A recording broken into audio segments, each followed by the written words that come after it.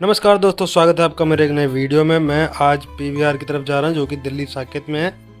निकलते हैं फटाफट से साकेत की ओर। स्कूटी किया स्टार्ट और आगे निकल गए।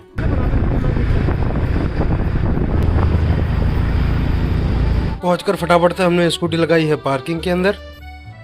वहां पहुंचने के बाद हम लोगों ने सोचा कि कॉफ़ी हो जाए, तो हम लोगों ने फटाफट से दिया कॉफ़ी का एक ऑर्डर।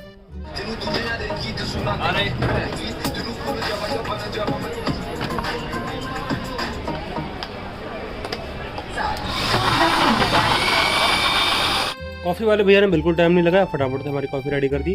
भले पीवीआर पे कुछ अच्छा मिलता हो ना मिलता हो पता नहीं, बट कॉफ़ी अच्छी बनाते हैं वहाँ पर ये लोग।